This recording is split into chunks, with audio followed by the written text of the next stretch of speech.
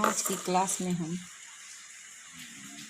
कक्षा 12 जीव विज्ञान में तीसरा चैप्टर मानव जन्म रिप्रोडक्शन इन ह्यूमन के अंतर्गत मनुष्य में लैंगिक जनन की परिघटनाओं या events of sexual reproduction in human body पर चर्चा करेंगे। मनुष्य में लैंगिक जनन की परिघटनाओं से मतलब है कि मनुष्य में लैंगिक जनन के समय, जब लैंगिक जनन होने का समय होता है तो लैंगिक जनन के समय कौन कौन सी घटनाएं घटती हैं, अर्थात जब लैंगिक जनन होता है तो उस समय कौन कौन सी घटनाएं घटती हैं, उन्हें मनुष्य में लैंगिक जनन की परिघटनाएं कहा गया है। मनुष्य में लैंगिक जनन की परिघटनाएं निम्न है। पहला है युग्मक जनन।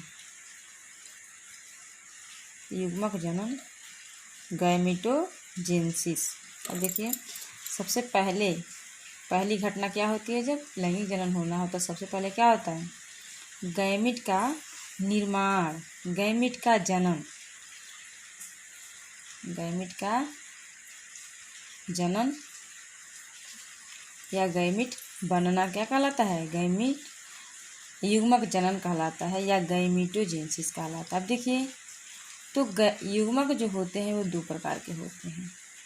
क्योंकि मनुष्य क्या होता है, एक लिंगी प्राणी होता है।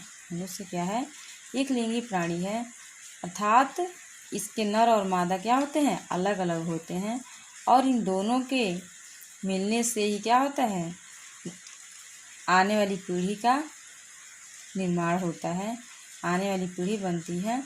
तो इसके लिए इसका जो नर युग्मक होता है वह क्या करता है,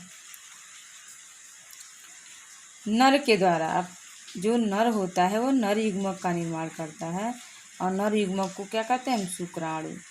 अर्थात नर में किसका निर्माण होता है, शुक्राणु का निर्माण होता है, जिसे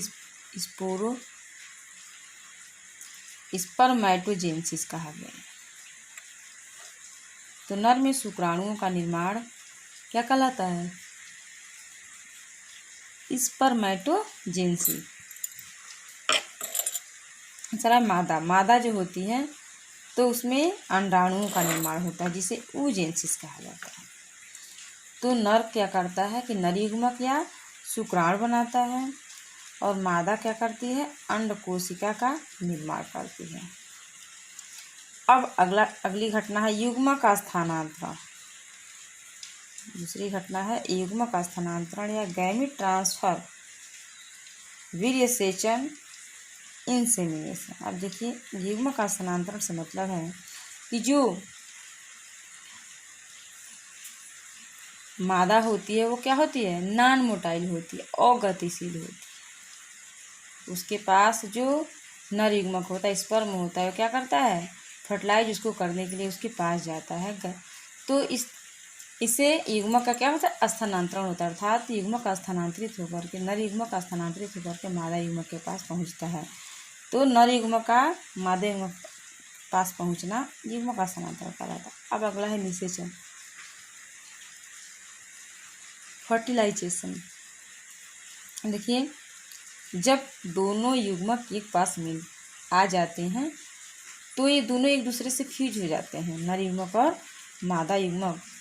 तो इन दोनों के फ्यूज या मिलने या संलयित होने की जो प्रक्रिया होती है उसे हम क्या कहते हैं, निषेचन कहते हैं या फर्टिलाइजेशन कहते हैं। अर्थात नर और मादा युग्मक जब मिल करके एक संरचना का निर्माण करते हैं, एक संरचना बनाते हैं, तो उस प्रक्रिया को हम क्या कहते हैं, निषेचन या फर्टिलाइजेशन। अब अगला टॉपिक आता है आपका विदलन।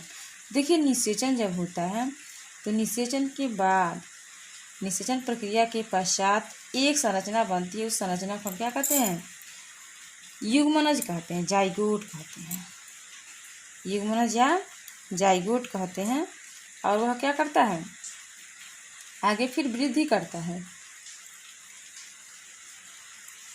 ग्रोथ करता है, विकास करता है। तो वह ग्रोथ कैसे करता है, विदलन होता है। अर्थात उसका बार बार क्या होता है, वह उसकी जो सेल्स होती हैं वो क्या करती है, बार बार विभाजित होती हैं। अगला टॉपिक होता है, अगला जो प्रक्रिया है इसके पश्चात वो क्या है, कोरक पुटी या ब्लास्टोसिस्ट का निर्माण। अब देखिए उसमें बहुत सारी जब कोशिकाएं एक दूसरे से बट करके अलग हो जाती हैं तो कोरक पुटी ब्लास्टोसिस्ट का निर्माण होता है। और यह जो संरचना होती है यह किसमें, गर्भाशय के भित्ति में चिपक जाता है, क्योंकि उसको स्थिर होना आवश्यक होता है। तो जैसे वो ब्लास्टोसिस्ट में परिवर्तित हो जाता है तो वह ब्लास्टोसिस्ट गर्भाशय की भित्ति में क्या हो जाता है, चिपक जाता है, जिसे क्या कहते हैं, गर्भाशय भित्ति में चिपकना या रोपण कहते हैं। अब अगली प्रक्रिया क्या है, शेष भ्रूणीय परिवर्धन। अब देखिए यह जो भ्रूण होता है, इस भ्रूण का क्या होता है, ग्रोथ होता है, विकास होता है, अर्थात बाकी के जो भी विकास होने होते हैं वह क्या होता है, उसका विकास होता है। आगे प्रसव या शिशु जन्म।